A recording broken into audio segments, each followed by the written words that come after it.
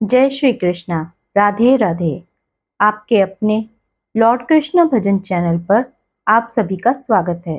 आज की वीडियो में हम एकादशी व्रत का महत्व, शुभ मुहूर्त, पारण का समय, व्रत पूजा विधि और पूजा सामग्री तथा क्या खाएं और क्या ना खाएं, इस विषय में जानकारी लेकर प्रस्तुत हुए हैं। तो चलिए शुरू करते हैं आज की वीडियो। कामिका एकादशी का व्रत श्रावण मास के कृष्ण पक्ष की एकादशी तिथि को रखा जाता है। इसे पवित्रा एकादशी के नाम से भी जाना जाता है। इस व्रत को रखने से समस्त पापों का नाश होता है और मोक्ष की प्राप्ति होती है। जो व्यक्ति कामिका एकादशी व्रत की कथा सुनते हैं, उन्हें वाजपेयी यज्ञ का फल मिलता है। इस व्रत को करने से तीर्थों में स्नान करने के समान ही पुण्य प्राप्त होता है। भगवान विष्णु को समर्पित कामिका एकादशी का व्रत रखने से जीवन में आ रही सभी बाधाएं दूर हो जाती हैं।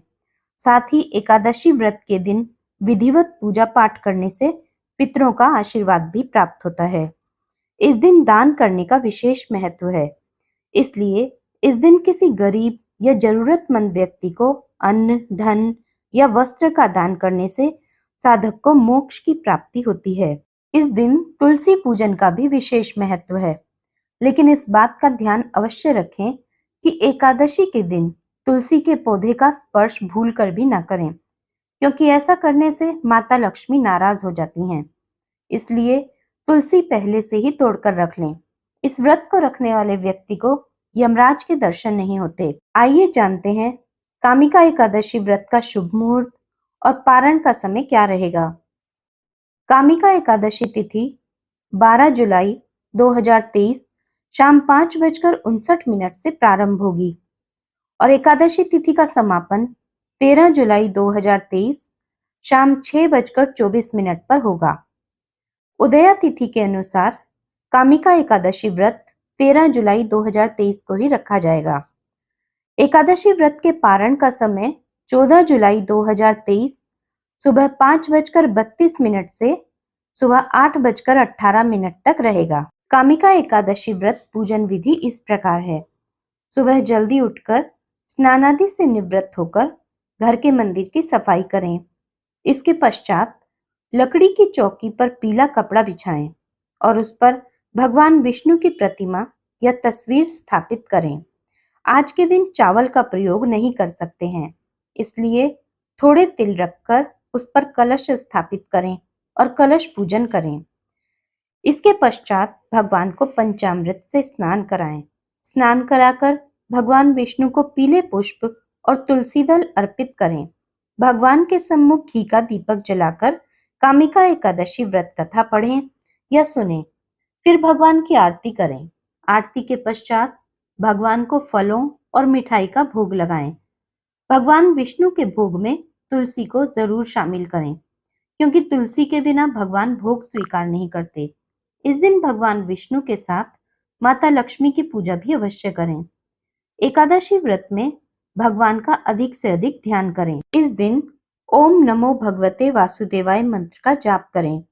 इस दिन अपना अधिक से अधिक समय भजन कीर्तन में बिताएं एवं रात्रि में जागरण करें। इस दिन विष्णु सहस्त्र नाम का पाठ करने से भगवान की विशेष कृपा प्राप्त होती है और भगवान विष्णु बहुत प्रसन्न होते हैं।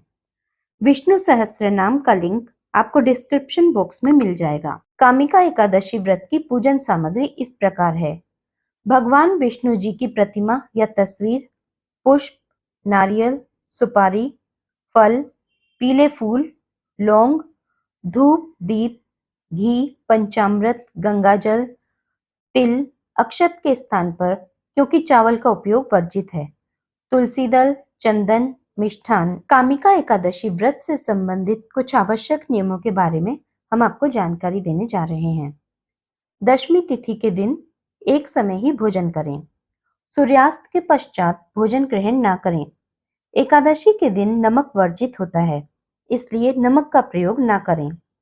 इस दिन व्यक्ति को भूमि पर शयन करना चाहिए। घर में किसी के लिए भी तामसिक भोजन या चावल नहीं बनाना चाहिए। इस व्रत में किसी भी प्रकार का अन्न वर्जित होता है। यह व्रत दशमी तिथि से ही शुरू हो जाता है। दशमी और एकादशी तिथि दोनों ही दिन सत्य बोलना चाहिए दूसरों को दुखी करना या दूसरे का अहित करने वाले कार्य नहीं करने चाहिए। एकादशी का व्रत करने वाले व्यक्ति किसी को अपशब्द ना कहें और ना ही मन में बुरे विचार लाएं। एकादशी का व्रत करने वाले व्यक्ति को क्रोध नहीं करना चाहिए। यदि क्रोध आ भी जाए तो जय श्रीमन नारायण का जाप शुरू करें। आपका क्रोध शांत हो जाएगा। अपने मन को शांत रखें। कामिका एकादशी व्रत में खाने में आप फलाहार या दूध और दूध से बने पदार्थ ले सकते हैं। इस व्रत में एक समय ही खाना होता है। यदि आप सूर्यास्त के पश्चात फलाहार या दूध इत्यादि ग्रहण करते हैं तो आपको व्रत का पूर्ण फल प्राप्त होगा। यदि आप दिन में कभी भी या सूर्यास्त से पहले फलाहार इत्यादि ग्रहण करते हैं तो आपको उसका आधा ही फल प्राप्त होगा। यदि आप बीमार हैं तो आप 2 समय फलाहार इत्यादि ग्रहण कर सकते हैं। बीमारी में भगवान नारायण क्षमा कर देते हैं। अंत में एक बात अवश्य बताना चाहूंगी कि व्रत का पारण सही समय पर ही करें। आज की वीडियो में इतना ही। आगे हम कामिका एकादशी व्रत कथा लेकर प्रस्तुत होंगे। तब तक के लिए जय श्री कृष्णा, राधे राधे, जय श्रीमन नारायण।